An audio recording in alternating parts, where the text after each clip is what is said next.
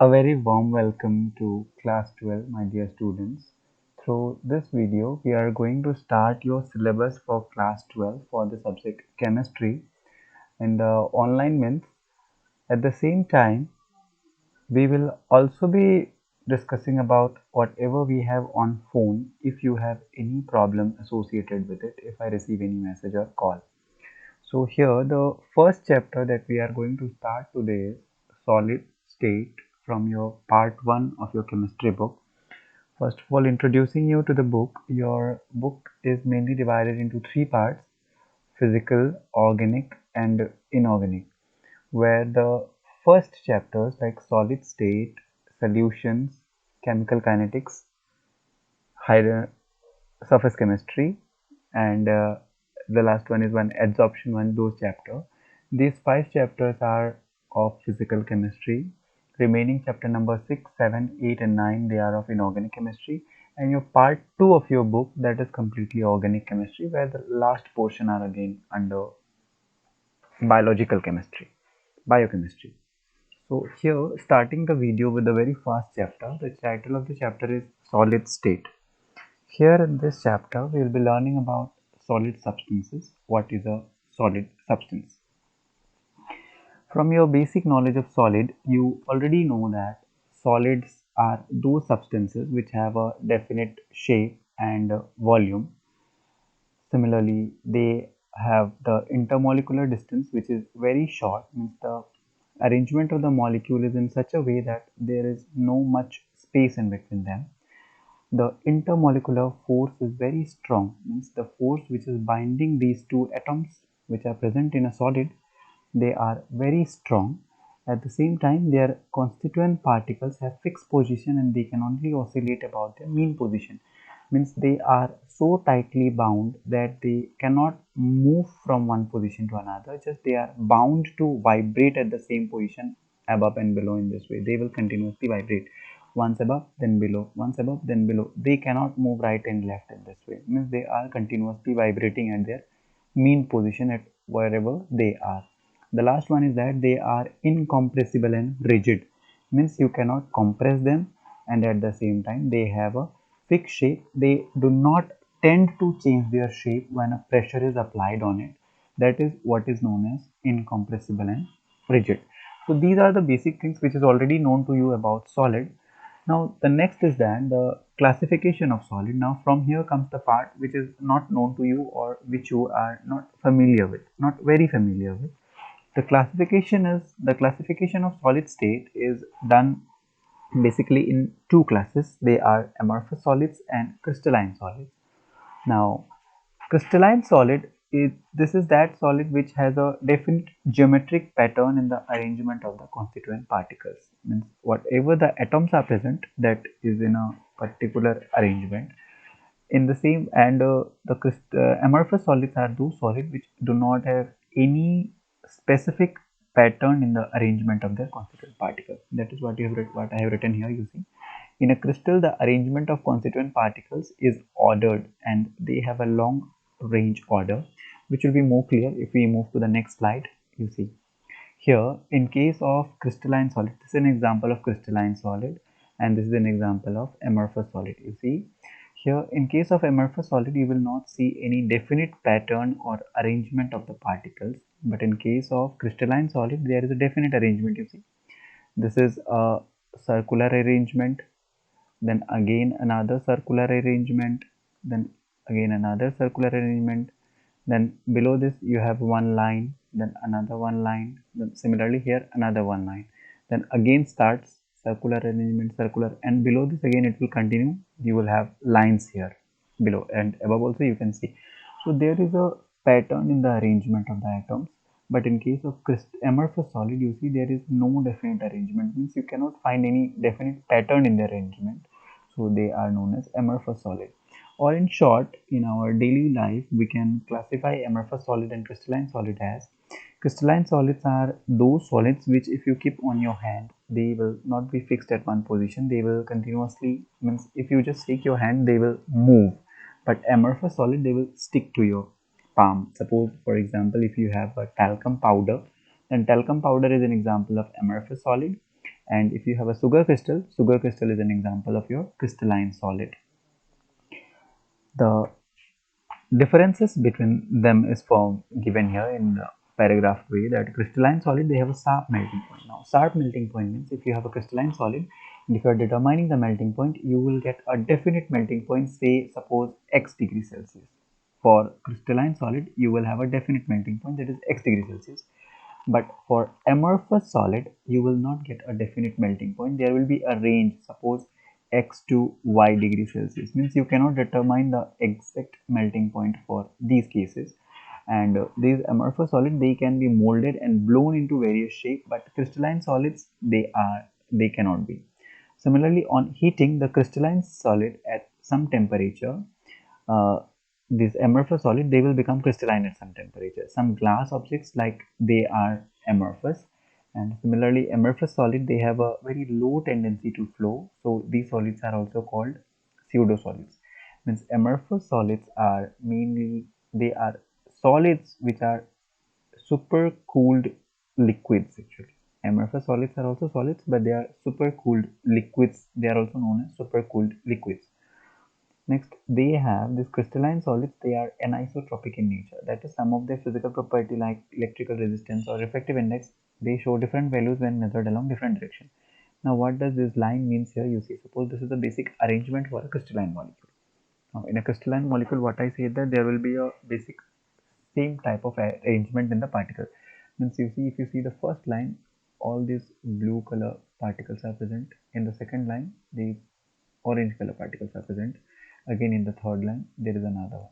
Now if you are going to measure the, suppose, physical properties include your refractive index and magnetic property, these type of properties. So if you are measuring it, if you are measuring, suppose, the refractive index along this direction, if you are measuring it along this direction, then you will get the refractive index, which will be the result of these small blue color balls. If you are measuring it along this direction, then you will get the refractive index will be due to this orange color balls. But if you are measuring it along this distance, then there is a combination of this orange one, blue, orange, blue, then again you will get it different. So this type of property is known as anisotropy. Anisotropy means those properties which when measured in different direction, they give different values. And this anisotropy is not seen in case of amorphous solids. They are isotropic in nature. They are isotropic in nature means whichever distance, whichever direction you measure, the property remains the same. The value remains the same for magnetic property, or it be your refractive index or anything, means physical properties, they remain the same. And next is your, they don't have a long range order. Means you see, there is a long range order, means in one this direction you are getting all these orange color balls, in this direction you are getting all these blue color balls, and along this direction there is a order. You see, one blue, then one orange, blue, orange, blue, orange, blue. But in case of amorphous solid, you will not get this type of order in them, so they lack this type of order. Now, this is the tabulated form of amorphous solid and crystalline solid, their property and their distinct differences. Suppose you see, for shape, they have a definite geometrical shape and they do not have a definite shape. They have a irregular shape. Melting point, I see crystalline solid will melt at a sharp temperature. Amorphous solid will have a range of temperature. Cleavage property. Here it is said that if a crystalline solid is cut with the help of knife, we will get two pieces. Suppose this is my crystalline solid, and if I am cutting it with the help of a knife from here, then whatever the two surfaces that I will get after cutting, they will be even surfaces. They will be plain and smooth. But in case of amorphous solid, I will not get both the surfaces plain. They will be irregular surfaces. Next is, they have a definite heat of fusion. Heat of fusion means they have a definite heat of fusion for combining them. And here they do not have a definite heat of fusion. They are anisotropic in nature, means their value remains different in different directions. Now for amorphous solid, they are isotropic in nature. Last one is that crystalline solids, they are true solids, and amorphous solid, they are pseudo solids or supercooled liquids. Last one again the same, again there is a long range order and they have a short range order. Next is the classification of the solids. Now we will be studying about crystalline solids, not amorphous solids, because amorphous solids, since they lack any definite arrangement, so we will be mainly concentrating on crystalline solids since they have a definite shape, so they are easily studied. So crystalline solids, they are mainly divided into molecular solids, ionic solids, metallic solids, and covalent solids based on their nature of intermolecular forces. Intermolecular forces means whatever the molecules are forming my solid, what type of forces are acting in between the two molecules, that will determine that what type of solid it is, what type of crystalline solid it is. So let us see them one by one.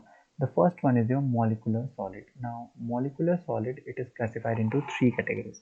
One is your non-polar, another one is your polar, and the last one is your hydrogen bonded molecular solid. So non-polar molecular solids, they are soft molecular solids and they are non-conductors of electricity. Their melting point and boiling point is very low, and they are found usually in the liquid state or gaseous state.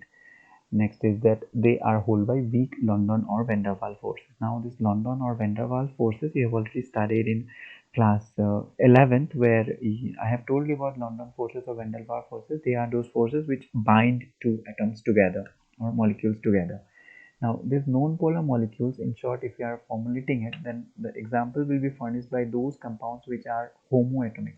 Homoatomic means when both the atoms are same, like H2 again, and if more you are concentrating on, then it will be like those polar molecules, non-polar, where there is no charge in between them. Suppose you have a molecule of Cl2, means both sides you have same atom, that is Cl and then Cl.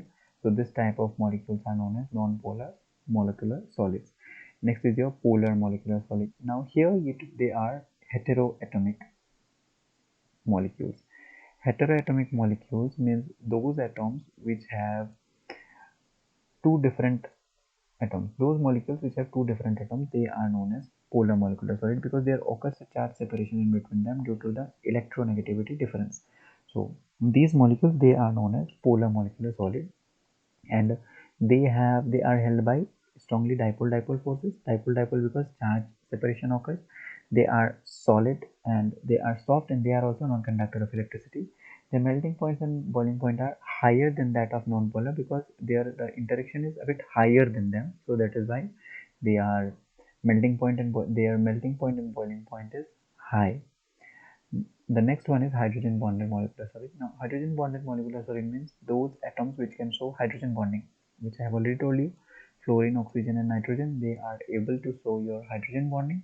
So, those atoms which contain this nitrogen, oxygen, and fluorine atom, the solid which is formed by them, that is hydrogen bonded molecular solid. The best example is H2O. Another example can be given by NH3, ammonia.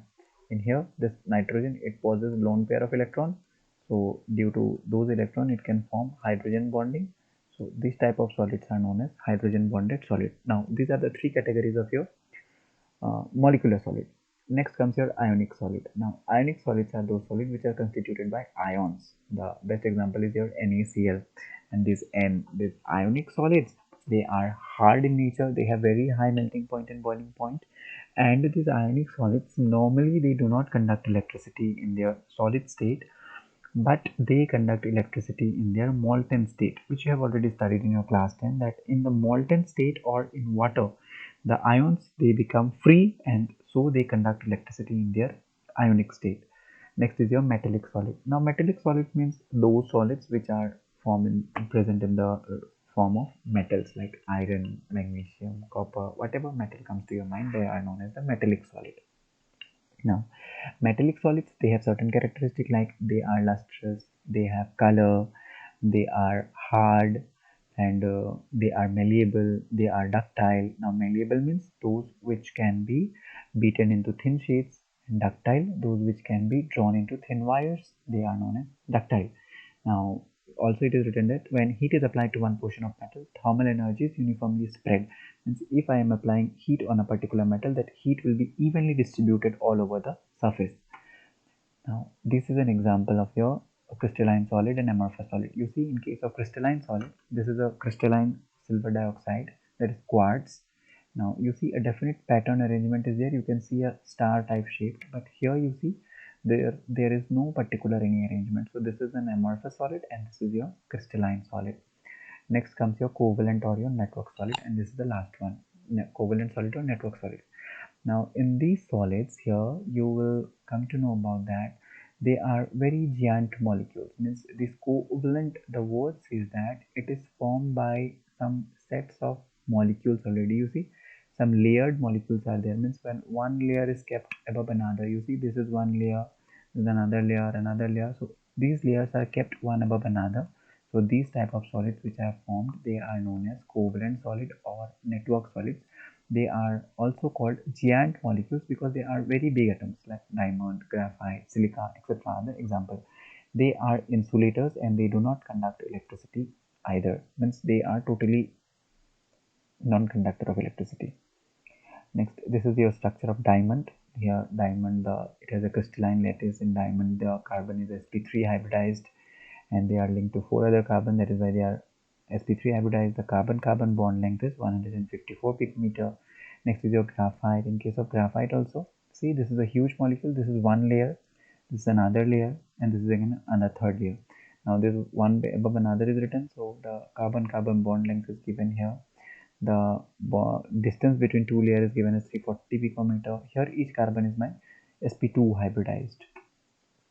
Now this is an tabulated form where molecular solids are non-polar, polar and hydrogen bonded. This is again ionic solid, metallic solid and covalent, where some examples are given that they are held by which type of forces that is given here. Now next is your crystalline lattice and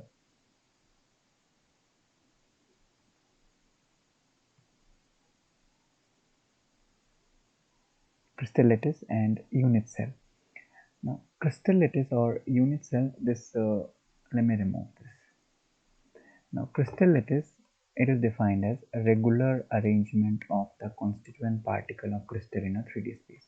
Means if any solid, if it is kept in an open space, the area which it occupies, that forms the crystal lattice. And unit cell, it is known as the smallest 3D portion whose repetition produces the complete lattice. For example, you can see here, this GIF will explain it better. Like when this is the complete one, it gives me the lattice, and this smallest portion is known as unit cell. If you see it clearly that if I am repeating this unit cell in all of the direction, then this is forming the complete lattice. So that is written regular arrangement of the constituent particles of crystal in a 3D space, that is known as crystal lattice. And unit cell is the smallest 3D portion whose repetition produces the complete lattice. You see, this smallest portion is repeated again and again, and the whole lattice is produced. So that is the definition for your unit cell. Now there are types of unit cell. So types of unit cell, basically there are two types of unit cell. One is a primitive unit cell, another one is a non-primitive unit cell. In case of primitive unit cell, the constituent particles are present only at the corner of the unit cell. In case of non-primitive, in addition to the corner, you will have your some atoms present at some other position also. Means the atoms are not restricted only to the corner. They are not restricted only to the corner, but some other position will also be atoms. Now this is the characteristic of unit lattice. Like a unit cell means this is a unit cell, the smallest 3D portion. Now its dimension along the three edges are A, B and C. Since it's a cube, so it will be A, B and C. And alpha, beta and gamma, they are the angle between these three. So a unit cell is categorized by 6 parameters A, B and C, which are the length, and alpha, beta and gamma, which are the angle in between AB, BC and CA respectively. Next is your types of primitive, non-primitive unit cell. Now, primitive unit cell is not basically characterized much, but non-primitive unit cell, what I said that in addition to the corner, you will have atoms which are present at some other position also. So non-primitive unit cells, they are classified as body-centered and face-centered. In case of body-centered, your unit cell is also occupied by constituent particles. Means the center is also occupied along with the corner, and face centered, each faces is also occupied by the constituent particles. For example, if I am giving you the correct depiction, then you see here these dots in these cubes, this one and all these they are supposed representing the constituent particles. Then in case of a simple cube or primitive unit cell, simple cube or primitive unit cell, they are the synonyms. Now in case of simple cube, your atoms are present only in the corner of the unit cell, but in case of body centered, corners के साथ साथ बीचों बीच भी एक मौजूद रहेगा. And similarly with the face centered, we have in addition to the corner we have see cube के 6 faces होते हैं, तो हर फेस पर भी एक एक एटम्स यहाँ पर प्रेजेंट है. At each faces you have one atom present. See, this is shown using balls where this, if these are the atoms, you see ये सारे चारों के चारों हैं एंड केवल कॉर्नर्स पे मौजूद हैं. लेकिन इसमें देखो कॉर्नर्स के साथ साथ एक बीच में भी देखो ये हल्का सा दिख रहा है, और इसमें क्या है, कॉर्नर्स पे हैं, साथ में हर फेस पर भी एक एक मौजूद है. So this is your face centred cubic unit cell. तो ये तो थे तुम्हारे शुरुआती पोर्शन जहाँ पर हमने जाना इसके बारे में कि क्या क्या होता है and how this happens. So now this is your end of the first class here. So I'll suggest you that whatever I have taught you up to here, you please go through the book and you read it. अगर कुछ समझ नहीं आता तो मुझे message करो, और यहाँ तक देखने के लिए थैंक यू. मिलते हैं नेक्स्ट क्लास में. See you in the next class. Thank you.